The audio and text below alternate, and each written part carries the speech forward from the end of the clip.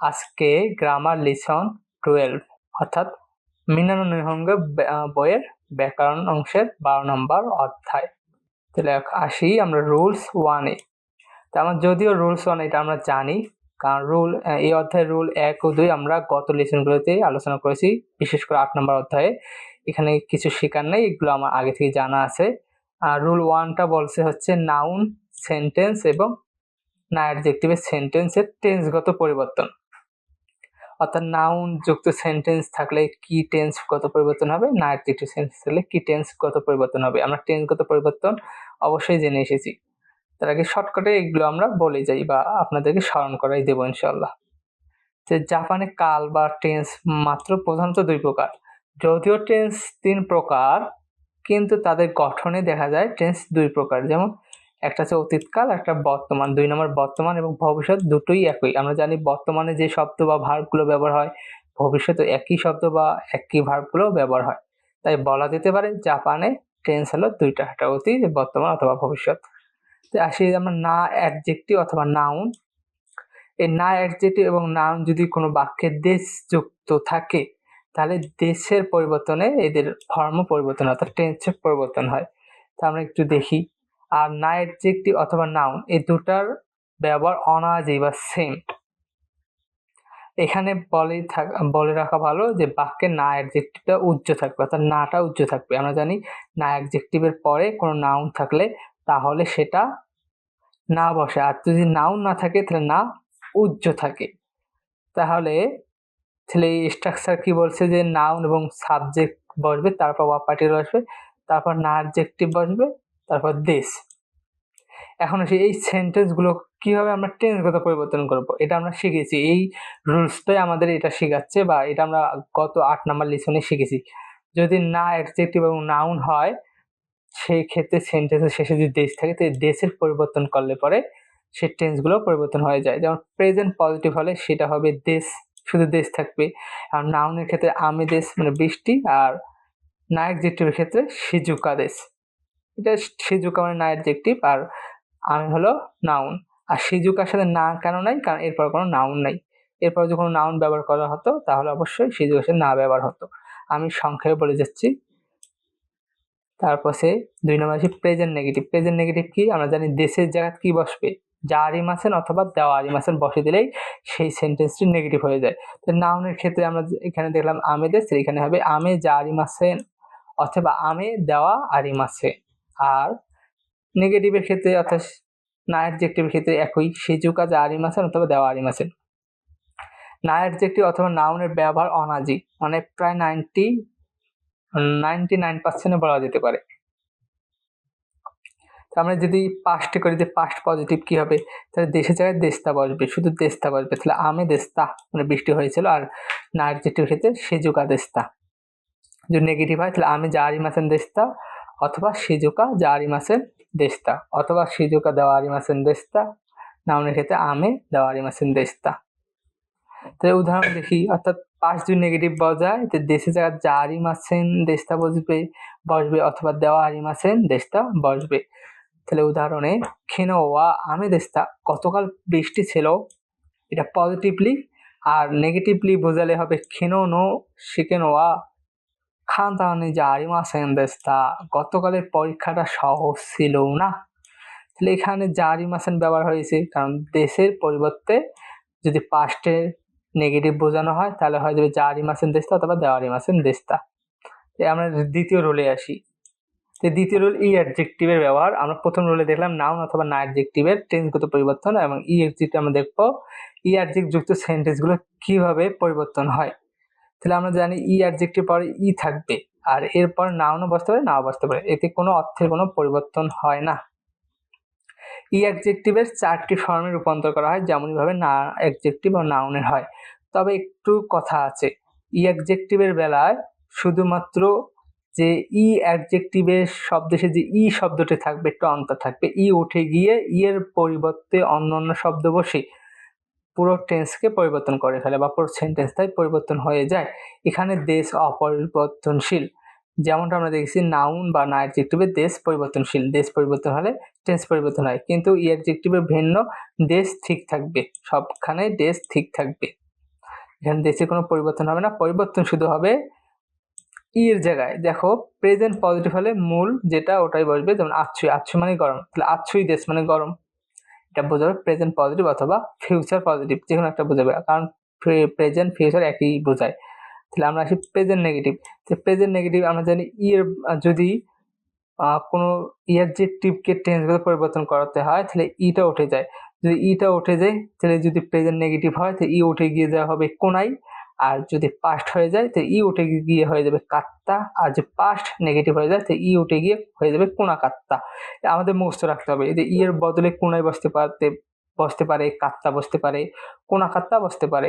তাহলে present negative হবে আচ্ছ কোনায় দেশ। তো এখানে দেশ অপরিবর্তনশীল, তাহলে এখানে কোনায় কেন ব্যবহার হলো, কারণ এটা প্রেজেন্ট নেগেটিভ। প্রেজেন্ট নেগেটিভ হলে ই উঠে গিয়ে কোনায় বসে, আমরা জানি কোনায় বসে ই উঠে গিয়ে। তাহলে আমরা তেমনইভাবে পাস্ট পজিটিভ হবে আচ্ছু কাত্তা দেশ, তাহলে ই উঠে গিয়ে কাত্তা বসেছে আচ্ছু কাত্তা দেশ, এটা পাস্ট পজিটিভ। তাহলে পাস্ট নেগেটিভ হয়ে যাবে কোনা কাত্তা, অর্থাৎ মূল শব্দ হলো আচ্ছুই, তাহলে আচ্ছুই এর পাস্ট নেগেটিভ হয়ে যাবে আচ্ছু কোনা কাত্তা দেশ, অর্থাৎ ই উঠে গিয়ে কোনা কাত্তা ব্যবহার হয়েছে, একবার কাত্তা ব্যবহার হয়েছে, একবার কোনায় ব্যবহার হয়েছে। কখন কোনায় ব্যবহার হবে, কখন কাত্তা ব্যবহার হবে, কখন কোনা কাত্তা ব্যবহার, অবশ্যই আমরা এটা বুঝেছি। কারণ যদি পাস্ট নেগেটিভ হয় তাহলে কোনা কাত্তা ব্যবহার হবে, যদি পাস্ট পজিটিভ হয় ই উঠে গিয়ে কাত্তা ব্যবহার হবে, যদি প্রেজেন্ট নেগেটিভ হয় তো ই উঠে গিয়ে কোনায় ব্যবহার, আর প্রেজেন্ট পজিটিভ স্বাভাবিক থাকবে, আচ্ছুই ই কোনো পরিবর্তন হবে না, আর দেশেরও পরিবর্তন হবে না। তাহলে উদাহরণ দেখি যে ক্ষীণ ওয়া আচ্ছ কাত্তা দেশ, মানে গতকাল গরম ছিল। এখানে দেখো আচ্ছুই না ব্যবহার করে আমরা আচ্ছু কাত্তা ব্যবহার করলাম, যেহেতু এটা পাস্টে বোঝাচ্ছে ই উঠে গিয়ে কাত্তা ব্যবহার হয়েছে, বিধায় কিনোয়া আচ্ছু কাত্তা দেশ, গতকাল গরম ছিল। তাহলে খেনো নো পাতেওয়া আমারই তানসু কুনা কাত্তা দেশ, এই যে তানসি কুনা কাত্তা, এই যে তানসি মূল যে অ্যাডজেক্টিভ সেটা হলো তানসি, তানসির শেষে যে ই ছিল ইটা উঠে গিয়ে কুনা কাত্তা ব্যবহার হয়েছে, অর্থাৎ অতীতের নেগেটিভ, অর্থাৎ গতকালের পার্টি ততটাও ভোগ্য মজার ছিল না। আমরা আপাতত 1-2 রুল এটা আমরা বুঝতে পেরেছি, কারণ এগুলো আগের পড়া ছিল, একটু শর্ট করে বললাম আর কি। আমরা এখন রুল 3-এ আসি। 3 নম্বর রুলটা আমাদের বুঝতে হবে ভালোভাবে, কি বলছে। এই 3 নম্বর রুলকে আমরা ডিগ্রি রুল বলতে পারি, অথবা তুলনা রুল, যেটা দিয়ে তুলনা করা হয়।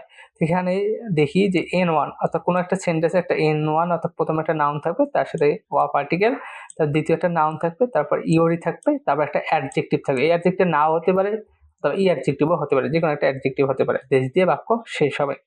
তাহলে এখানে ইওরির কাজ কি, ইওরি মানে চেয়ে, পজিটিভ ডিগ্রি ইওরি, বা ইওরি হচ্ছে চেয়ে, ডিগ্রির তুলনা নিয়ম, ইওরি হচ্ছে চেয়ে অর্থ বোঝাবে, অর্থাৎ দ্বিতীয় নাউন এর চেয়ে প্রথম নাউনের 10 গুণ পরিমাণ ভালো মন্দ বেশি বোঝায়।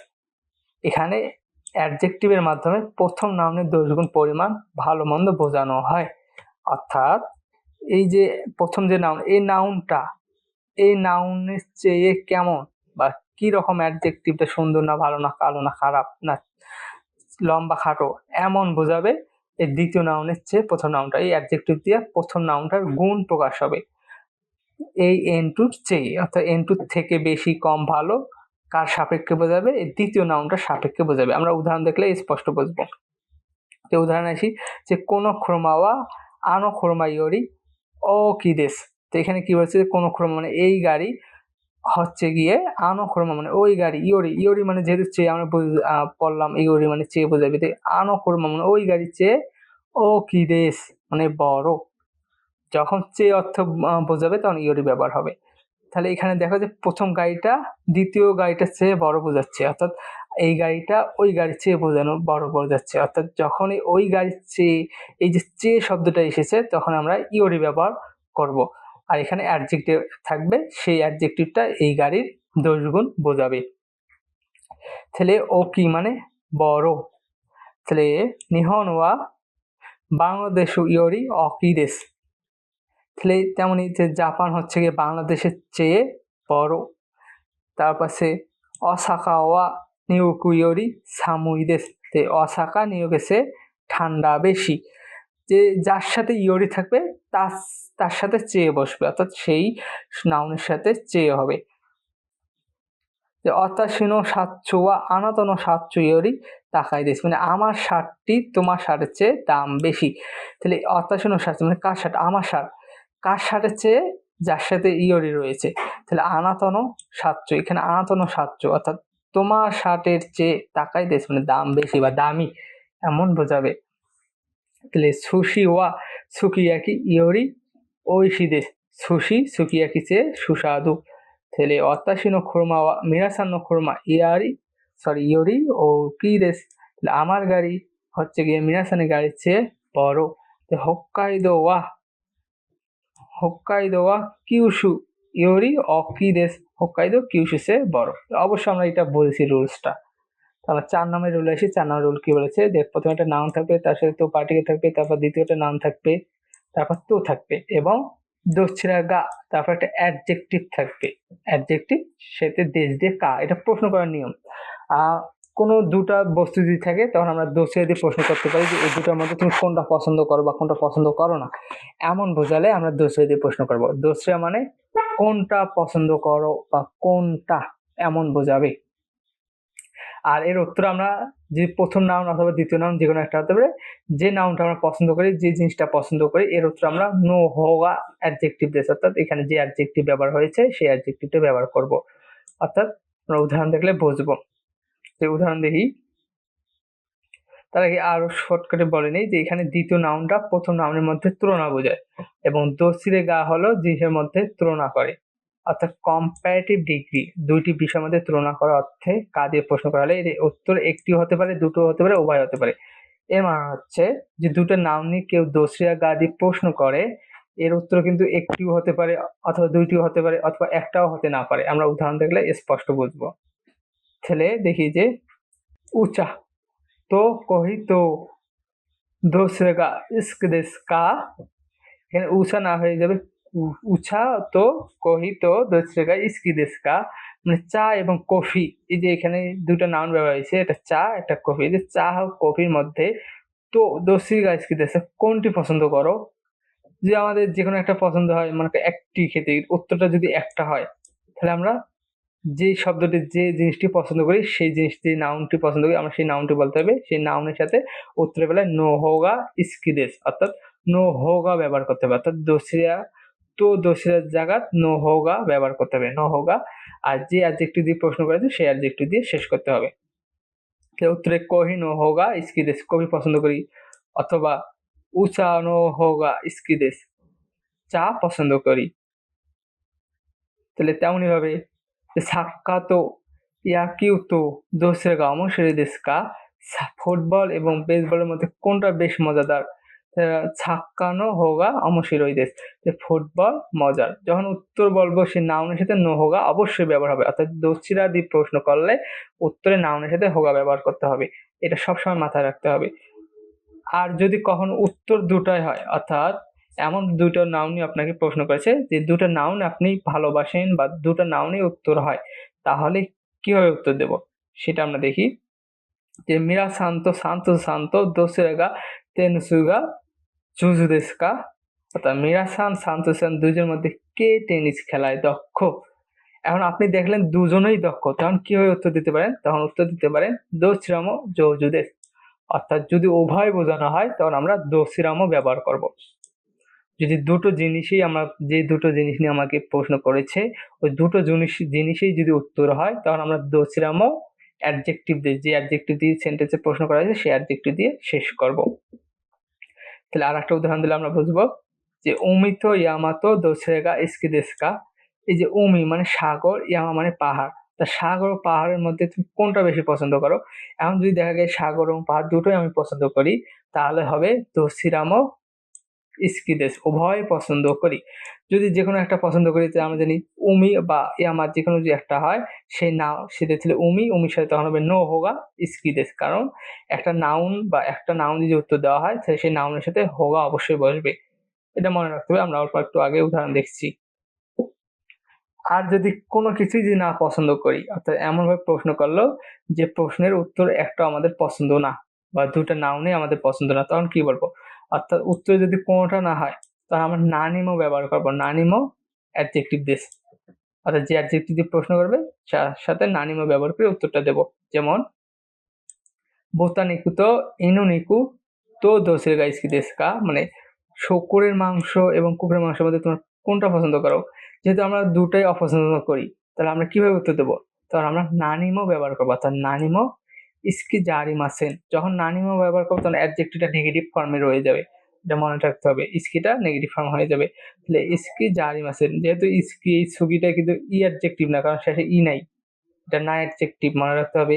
ইসকি জারিমাসেন নানিমো জারিমাসেন, কিছুই কোনোটাও পছন্দ করি না। অর্থাৎ আমরা কি বুঝলাম একটু শর্টকাটে বলি। যদি দোসরা গা দিয়ে প্রশ্ন করা হয়, তার যদি কোনো নাউন দিয়ে উত্তর দেওয়া হয়, সেই নাউনটার সাথে নো পার্টিকেল এসে বসে হোগা ব্যবহার করতে হবে। অর্থাৎ নাউন নো হোগা অ্যাডজেক্টিভ দেশ। অর্থাৎ যে দুটো নাউন নিয়ে আপনাকে প্রশ্ন করেছে ওই দুটোর মধ্যে যে কোনো একটা যদি পছন্দ হয় বা তুমি যদি যে কোনো একটা দিয়ে উত্তর দিতে চাও, সেই নাউনের সাথে নো হোগা অবশ্যই ব্যবহার করতে হবে যদি দোসরা গা দিয়ে প্রশ্ন করে। আর যদি তোমার দুটোই উত্তর হয় তখন আমরা দোসরামও ব্যবহার করব। দোসরামও শেষ দিয়ে অ্যাডজেক্টিভ, যে অ্যাডজেক্টিভ দিয়ে প্রশ্ন সেই অ্যাডজেক্টিভ দিয়ে শেষ করব। আর যদি কিছুই পছন্দ না হয় বা কিছুই যদি না হয় বা উত্তরে যদি কিছুই না থাকে, নেগেটিভ হয়, তখন আমরা নানিমও ব্যবহার করব। অর্থাৎ উত্তরটা যদি কোনোটাই না হয়, যে দুটা জিনিস নিয়ে আপনাকে প্রশ্ন করেছে সে দুটার একটিও উত্তর হচ্ছে না আপনার মনে হচ্ছে, তখন আমরা নানিমও ব্যবহার করব। নানিমও ব্যবহার করে অ্যাডজেক্টিভ যেটা থাকবে সেই অ্যাডজেক্টিভে নেগেটিভ ফর্ম ব্যবহার করব। তো আমরা রুল 5-এ আসি। তো আমরা 5 নম্বর রুল দেখি। যে N1 দে, তারপর নানি বসতে পারে, দোকো বসতে পারে, দাঁড়িয়ে বসতে পারে, ইচ্ছু বসতে পারে। গা ইসিবান অ্যাডজেক্টিভ দেশকা, এটা একটা প্রশ্ন। এখানে নাউনটার প্রেক্ষিতে এখানে কি মানে কি রকম নাউন বসেছে সেই নাউনের প্রেক্ষিতে নানি বসতে পারে, দোকে বসতে পারে, দাঁড়িয়ে বসতে পারে, ইচ্ছু বসতে পারে। যদি ব্যক্তিমূলক বোঝায় তাহলে নাউনের সাথে ইচ্ছু বসবে। যদি জায়গা, প্লেস, স্থান সম্পর্কে বোঝায় তাহলে দোকো বসবে।